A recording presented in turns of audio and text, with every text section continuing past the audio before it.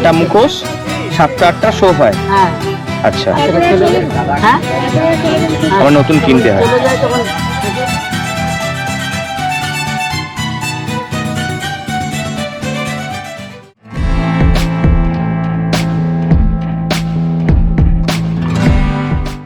Welcome friends, tour travel journey YouTube চ্যানেলে আপনাদের সকলকে স্বাগত জানাই। ভ্রমণ পিপাসু বাঙালি হিসেবে এই ভিডিওতে আমি আজ পুরুলিয়াকে অন্যভাবে এক্সপ্লোর করব। পুরুলিয়া শুধু প্রাকৃতিক সৌন্দর্যেই নয়, এর খ্যাতি যে শিল্প ও সংস্কৃতিতেও রয়েছে, সেটি এই পর্বের ভিডিওতে আমরা দেখে নেব। ডিসেম্বরের সুন্দর সন্ধ্যায় হোটেল থেকে আমরা বেরিয়ে পড়লাম ছৌ নাচের আসর দেখতে। বলে রাখি, গ্রামাঞ্চলে এই নাচের আসর কোনো মঞ্চে হয় না, খোলা মাঠেই আসর বসে। সেখানে লোকজন চারিদিকে জড়ো হয়ে নাচ দেখেন। তবে শহরাঞ্চলে সাধারণত মঞ্চেই ছৌ নাচ দেখানো হয়।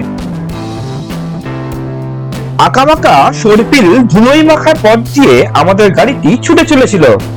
আজকে আমাদের গন্তব্য পুরুলিয়ার গোবিন্দপুর লিংক রোড থেকে অযোধ্যা পাহাড়ে ওঠার রাস্তার বাম দিকের পাশের মাঠে, যেখানে ছৌ নাচের আসর বসেছে। ঘড়িতে তখন 5টা 15 বাজে। ড্রাইভার ভাইয়ের সহযোগিতায় পৌঁছে গেলাম ছৌ নাচ দেখার প্যান্ডালে। ছৌ নাচের প্রথম শো ছিল বিকেল 4টায়। আমরা আজ বিকাল 5:30টার দ্বিতীয় শোটি দেখব। আপনারা সন্ধ্যায় টিফিন খাওয়ার পর 7টার শোটিও দেখতে পারেন। জনপতি ভিআইপি চেয়ারের টিকিট মূল্য 200 টাকা, নরমাল চেয়ারের টিকিট মূল্য 150 টাকা, আর মাটিতে বসে বা জমিনে বসে যদি আপনি শো দেখতে চান তাহলে তার মূল্য 70 টাকা। ছৌ নাচের গণেশ বন্দনার পূর্বেই আমরা পৌঁছে গিয়েছিলাম নর্তকদের ড্রেসিং রুমে। সাজসজ্জার ক্ষেত্রে নর্তকরা একে অপরের সাহায্য করে থাকেন। নর্তকদের সাজসজ্জা সহ মেকআপের সময় লাগে প্রায় 2-2.5 ঘন্টা। মূলত ছৌ শিল্পীরা সারা চৈত্র মাস ধরে অনুশীলন করেন। চৈত্র সংক্রান্তির দিন থেকে শুরু করে সারা বৈশাখ মাস ও জ্যৈষ্ঠ মাসের 13 তারিখে অনুষ্ঠিত রোহিণ উৎসব পর্যন্ত ছৌ নাচ নাচা হয়ে থাকে। এমনকি পুরুলিয়া জেলায় শিবের গাজন উপলক্ষেও ছৌ নাচের আসর বসে। প্রথম দিকে পুরুলিয়া জেলার ছৌ নাচের মূল পৃষ্ঠপোষক ছিলেন কুর্মী ও ভূমিজ মুন্ডারা। পরে এই নাচে কুমহার, সহিস, রাজোয়ার ও অন্যান্য সম্প্রদায়ের মানুষেরা নর্তক হিসেবে এবং ডোম সম্প্রদায়ের মানুষেরা বাদক হিসেবে অংশগ্রহণ করেন। ছৌ নাচ বিষয়গতভাবে মহাকাব্যিক। এই নাচে রামায়ণ ও মহাভারতের বিভিন্ন উপাখ্যান অভিনয় করে দেখানো হয়। কখনো কখনো পৌরাণিক কাহিনীও ছৌ নাচে ফুটে ওঠে। ছৌ নাচের মূল রস হলো বীর ও রুদ্র। নাচের শেষে দুষ্টের দমন ও ধর্মের জয় দেখানো হয়। আপনারা এই ভিডিওতে তা দেখতে পাবেন। এই চ্যানেলের প্রতিটি দর্শক বন্ধুদের জানাই, এই স্থানেই আজকে ছৌ নাচের পালাটি অনুষ্ঠিত হবে।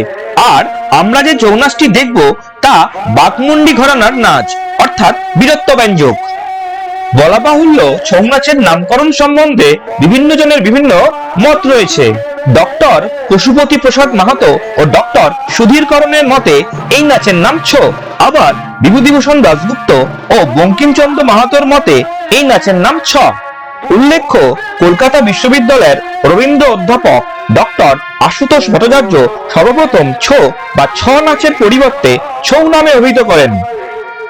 প্রসঙ্গত বলি, ছৌ নাচের আদি উৎপত্তি স্থল পশ্চিমবঙ্গের পুরুলিয়া জেলা। তবে পশ্চিমবঙ্গ ছাড়াও ঝাড়খণ্ড ও উড়িষ্যায় এই নাচটি খুবই জনপ্রিয়। উৎপত্তি ও বিকাশের স্থল অনুযায়ী ছৌ নাচের 3টি উপধারা রয়েছে, যথা পুরুলিয়া ছৌ, সরাইকেল্লা ছৌ ও ময়ূরভঞ্জ ছৌ। পুরুলিয়া ও সরাইকেল্লা ছৌতে মুখোশ ব্যবহৃত হলেও ময়ূরভঞ্জ ছৌতে মুখোশ ব্যবহৃত হয় না। আপনাদের জানিয়ে রাখি, পুরুলিয়া ছৌ নাচে বান্দোয়ান ও বাঘমুন্ডির দুটি পৃথক ধারা লক্ষ্য করা যায়। বান্দোয়ান নাচের পালাগুলি হয় ভাবগম্ভীর, আর বাঘমুন্ডির নাচের পালাগুলি হয় বীরত্ব ব্যঞ্জক। ছৌ নাচ শুরু হয় ঢাকের বাদ্যের সঙ্গে। এরপর একজন গায়ক গণেশের বন্দনা করেন।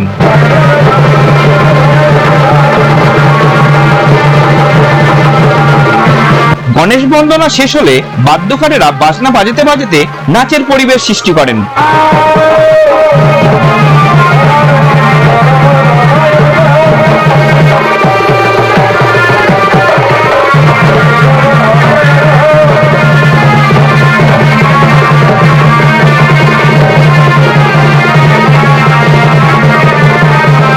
প্রথমেই বলি, ছৌ নাচের শুরুতে গণেশের বেশধারী নর্তক নাচ শুরু করেন।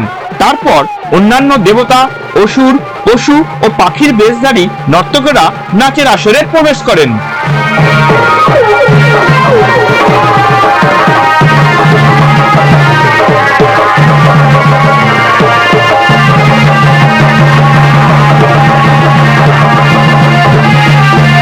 প্রতিটি দৃশ্যের শুরুতে ঝুমুর গানের মাধ্যমে পালার বিষয়বস্তু গায়ক বুঝিয়ে দেন।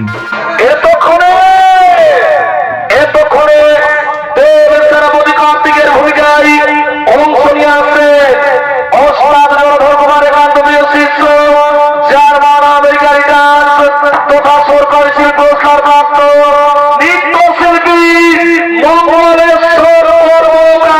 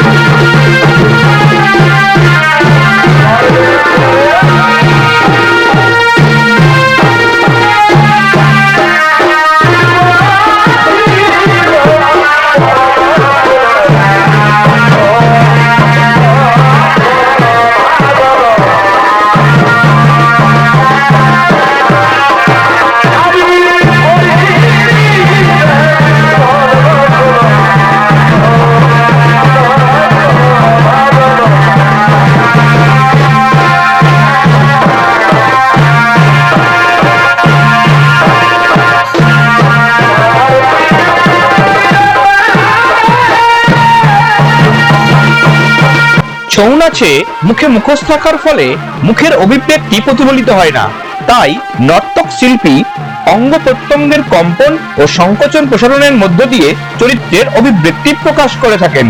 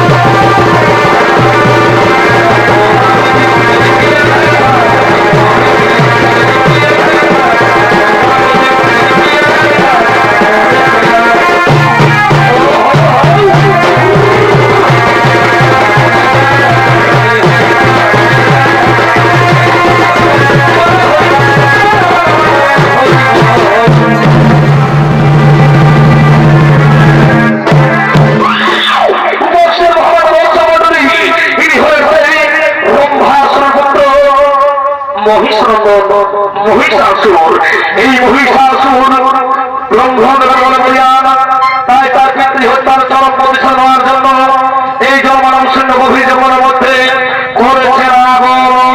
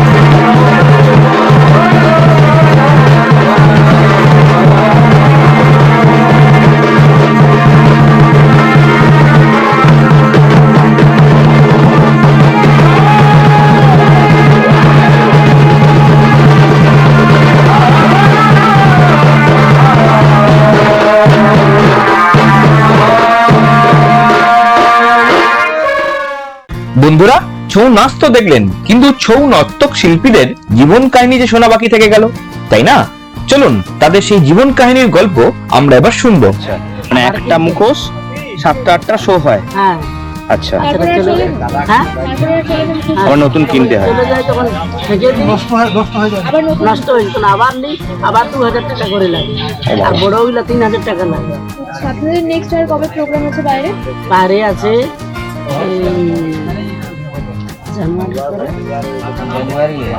জানুয়ারি আছে। আচ্ছা, নাই জানুয়ারি। আছে। আচ্ছা, আর প্রতিদিন এখানে প্রোগ্রাম হয়? হ্যাঁ এখানে প্রোগ্রাম। এটা কি এই সময় শীতকালে হয় নাকি এই জায়গাটা? হ্যাঁ। শীতকালে। কটা থেকে শুরু হয়? হ্যাঁ হ্যাঁ। কটা থেকে শুরু হয়? 4টা লেগে রোজ হবে, কালকে আলে কালকে হবে। পার ডে কটা শো হচ্ছে? 4টা থেকে 5টা, 5:30 থেকে 6:30। 1 ঘন্টা 3টা শো হবে। আর এই পোশাকগুলা হাতে তৈরি করা হয় 2500 টাকা। ও, হাতে তৈরি হয় হাতে 2500 তৈরি টাকা। করা হয়, আমরাই করি। আচ্ছা আচ্ছা আচ্ছা।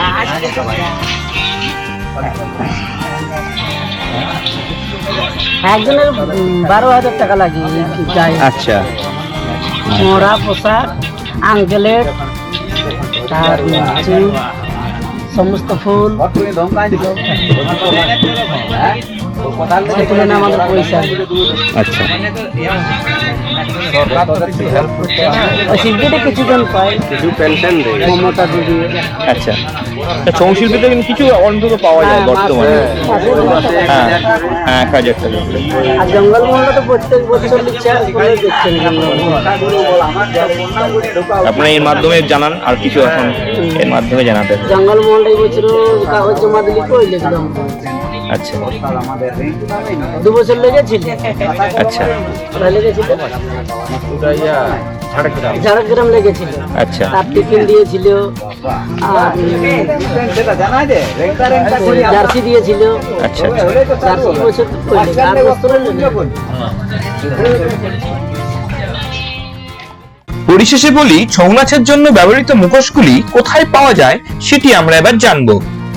মূলত পুরুলিয়া জেলার বাঘমুন্ডি থানার চরিদা গ্রামের 40টি সূত্রধর পরিবার এবং জয়পুর থানার ডুমুরডি গ্রামের 5টি পরিবার ছৌ নাচের মুখোশগুলি তৈরি করেন। এছাড়া পুরুলিয়ার মফস্বল থানার গেঙ্গারা, ডিন্ডিয়া ও কালিদাসডি গ্রামে, পুঞ্চা থানার জামবাদ গ্রামে এবং কেন্দা থানার কোনাপাড়া গ্রামেও এই মুখোশগুলি তৈরি হয়ে থাকে।